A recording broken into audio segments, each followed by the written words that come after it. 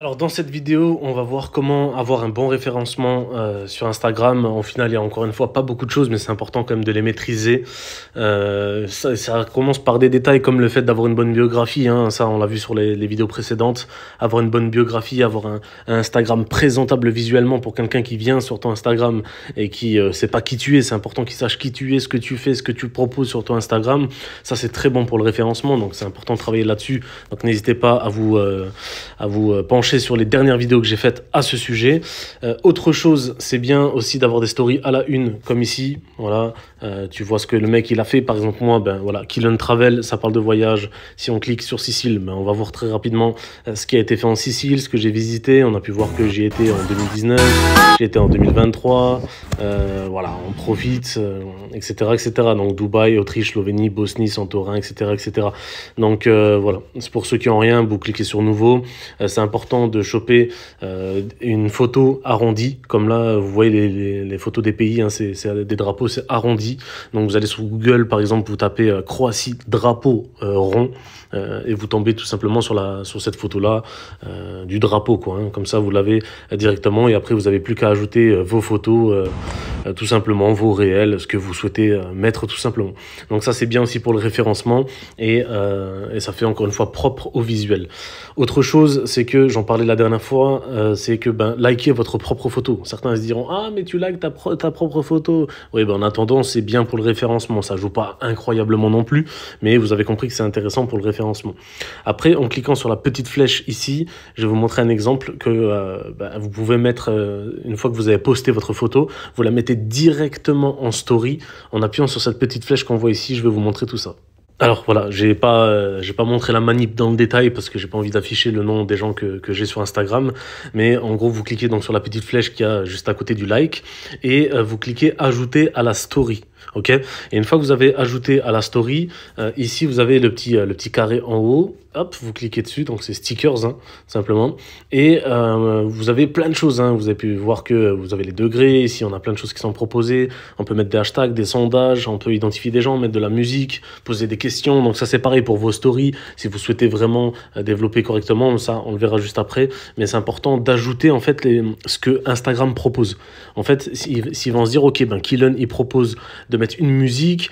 Kylian fait des sondages. Kylian fait des quiz. Il met des liens. Il met des hashtags. Ça veut dire qu'il utilise ce que Instagram propose et donc le robot d'Instagram va voir ça et il va mieux vous référencer parce que vous utilisez ce que Instagram propose. Vous voyez ce que je veux dire?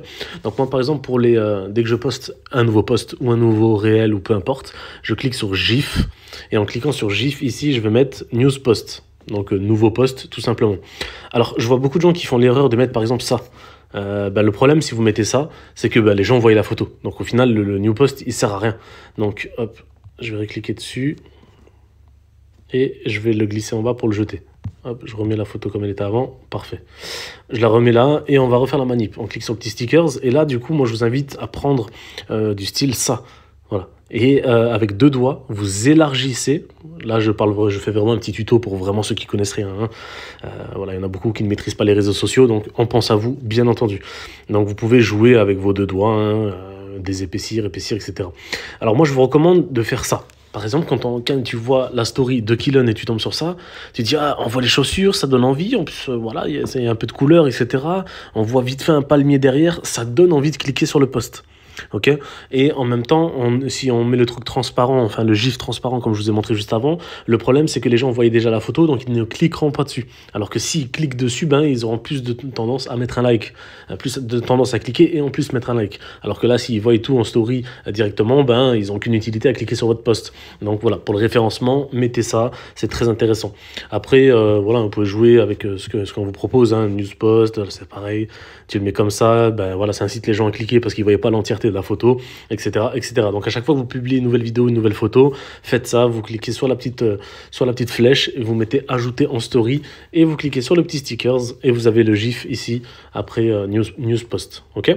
Alors maintenant on va se focaliser sur les stories. Alors j'ai volontairement cliqué sur cet album photo là parce que forcément j'ai pas envie de montrer tout ce que j'ai dans le téléphone, mais quand vous êtes sur le menu principal, vous avez donc à gauche vos stories, vous cliquez sur le petit bouton plus, le petit plus donc pour ajouter une story. story. Alors encore une fois, pour les stories, ben, si admettons vous voulez mettre, je sais pas, cette petite photo là, voilà. Encore une fois, n'hésitez pas à ajouter des choses qui sont proposées par Instagram. Voilà, encore une fois, une petite flamme ici, boum, et vous cliquez sur votre story. Comme ça, vous publiez en story. Ou alors, ben, vous pouvez très bien, tu vois, vous voyez, mettre une petite musique. Hop. Italia è uguale a pasta, nade sfere e basta. Ça anime la story. Sai che Italia è uguale a pasta. Hop, je vais enlever ça, poubelle. Voilà, donc ça anime la story, encore une fois.